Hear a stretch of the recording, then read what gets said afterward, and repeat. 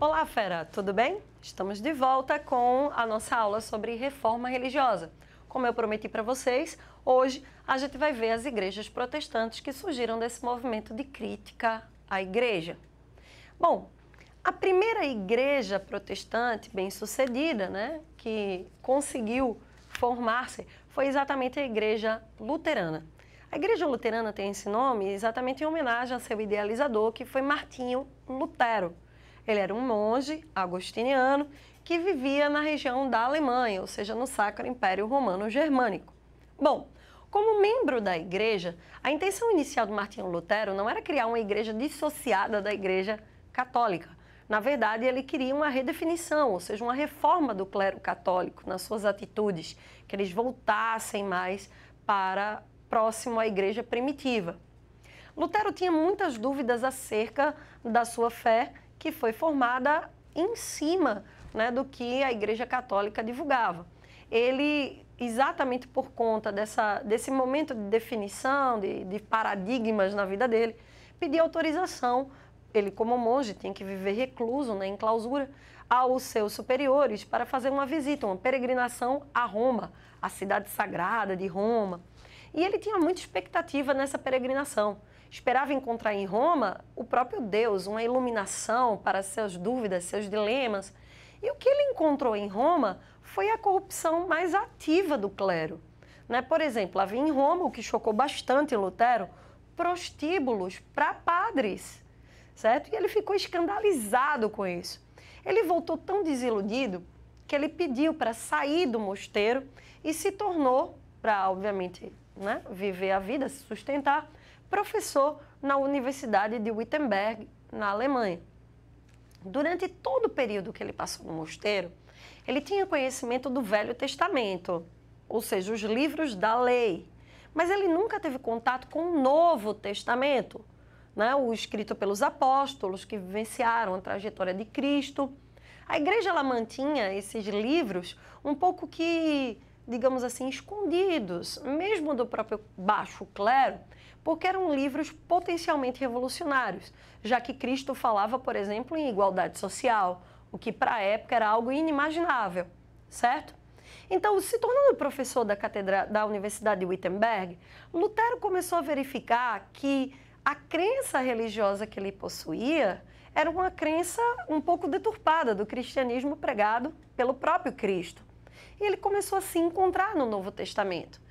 Ele começou a sua prática de escrever ensaios e se debruçar sobre o Novo Testamento. Uma das coisas que ele se escandalizou quando ele esteve em Roma foi exatamente a questão da indulgência. Ele próprio comprou um papelzinho daquele de indulgência, que a gente falou na aula anterior, para salvar a alma de sua mãe, que estaria no purgatório.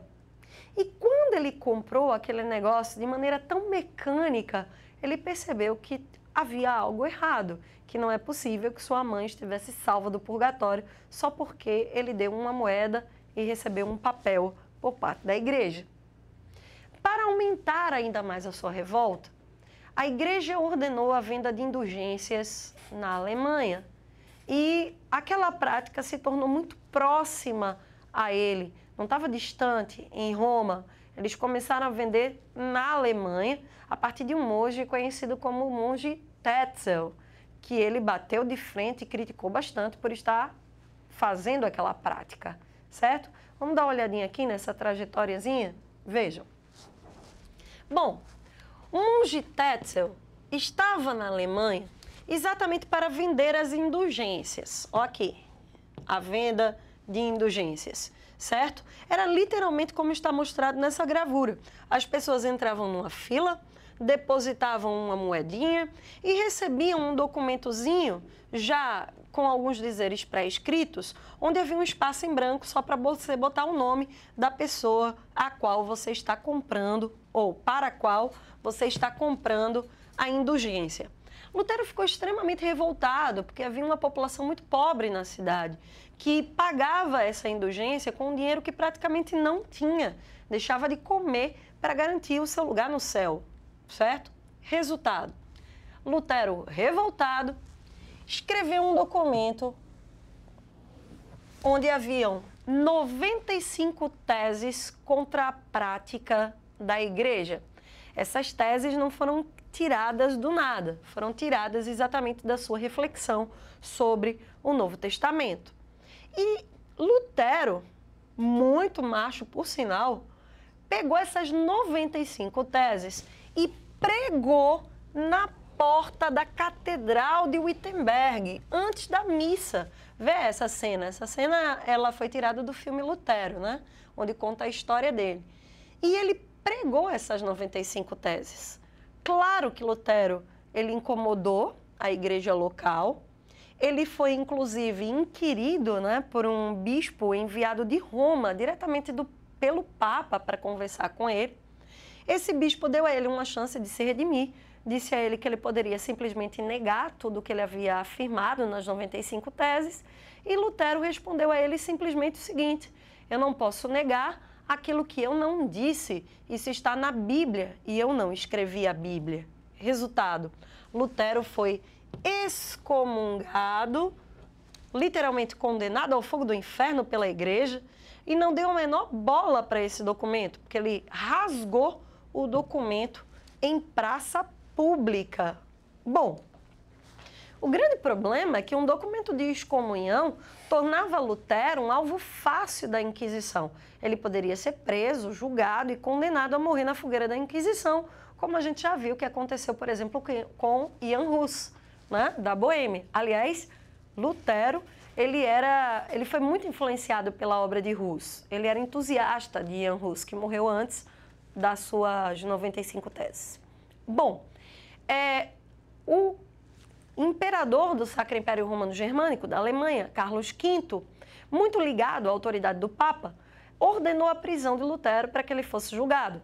Só que uma parte dos nobres na Alemanha, conhecido também como príncipes, protegeram Lutero. Por que exatamente a nobreza rachou, ou seja, compraram a briga de Lutero, que até então era uma briga religiosa? Porque dentro das 95 teses, Lutero defendia que a igreja, para não se corromper economicamente, não devia ter posses, ou seja, não devia ter terras. E a igreja tinha 1/3 das terras na Alemanha. Então, se a moda de Lutero pegasse, esse 1/3 das terras iria para quem? Para a nobreza. Então, por um motivo econômico, ele passou a ter o apoio da nobreza alemã. Esse foi o grande segredo do sucesso de Lutero, porque ele foi resguardado da perseguição, viveu durante muito tempo escondido em castelos, certo? E durante esse período que ele ficou recluso, ele foi traduzindo a Bíblia. Ele fez uma tradução completa da Bíblia para o alemão. Depois, inclusive, essa versão da Bíblia de Lutero será impressa em uma nova invenção da época, né, a imprensa de Gutenberg. Foi o primeiro livro impresso, né, e não escrito à mão por copistas. Foi a Bíblia de Lutero, certo? Bom, mas só por curiosidade, Carol, o que é que dizia essas 95 teses que incomodaram tanto a igreja? Vem aqui comigo que eu vou te mostrar. Vejam, claro que só são uma parte das 95 teses, certo? Mas, por exemplo, pregava que só a fé salva, ou seja, nada de boas obras. Por isso que Lutero era contra a indulgência, essa história de você pagar para obter perdão de pecado. Outra, defendia a livre tradução bíblica e a livre interpretação bíblica. Ou seja, você não precisava de um intermediário, um padre ou bispo, né, para traduzir a Bíblia para você. Você vai lá, chega, lê e interpreta. Deus é que fala com você. Outra coisa, ele acreditava em apenas 2 sacramentos, ou seja, 2 ritos obrigatórios. Esses 2 sacramentos eram os 2 sacramentos que haviam sido estabelecidos por Cristo. O batismo, porque Jesus foi batizado por João Batista, e, claro, a comunhão, que ele fez e ordenou da última ceia, né? Fazer isso toda vez que vos reunirdes em memória de mim. Outra coisa, ele é contrário à transubstanciação. Isso é uma influência nítida do racionalismo. A transubstanciação é o seguinte: É a crença, até hoje presente na Igreja Católica, de que na hora que o padre ele faz a bênção sobre os elementos da comunhão, aqueles elementos realmente se transformam no corpo e no sangue de Cristo. Ele dizia, não, isso é simbólico, porque isso aí seria muita crendice, muito misticismo. Então, ele é contrário. Bom, não foi tudo flores na reforma na Alemanha. Aliás, todos os 3 movimentos reformistas, eles são muito violentos, né? Tem um quê muito violento.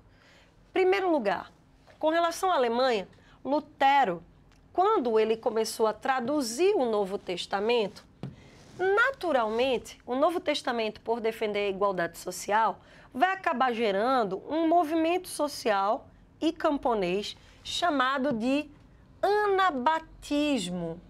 O anabatismo ele tinha como líder um camarada chamado Thomas Manzer. O que é o anabatismo, Carol? O anabatismo é um movimento que pregava a socialização da terra, ou seja, o fim da propriedade privada e terras coletivas entregues à população e aos camponeses. Os anabatistas são assim chamados porque eles não acreditavam no batismo de crianças. Anabatismo é a negação do batismo em crianças. Acreditavam que você deveria ser batizado, à semelhança do que aconteceu com Cristo no Rio Jordão, só depois que pudesse professar por si próprio a fé. Bom, como Lutero ele tinha proteção dos nobres alemães, o que Lutero fez? Ele ordenou que esses anabatistas fossem violentamente combatidos. Né? Lutero tem uma frase que diz o seguinte, se eles agem como cães selvagens devem ser mortos, ou seja, a pauladas. Então, havia muita violência rolando na Alemanha. Bom, o resultado é que, em 1555, a nobreza vítima desse movimento camponês, tanto a nobreza luterana quanto a nobreza fiel ao Papa, certo? Se uniu na cidade de Augsburgo e assinou um documento de paz para unir novamente a nobreza contra o movimento camponês. A paz de Augsburgo determinava que cada príncipe alemão teria a livre opção de escolher se queria adotar o catolicismo ou o luteranismo em suas terras.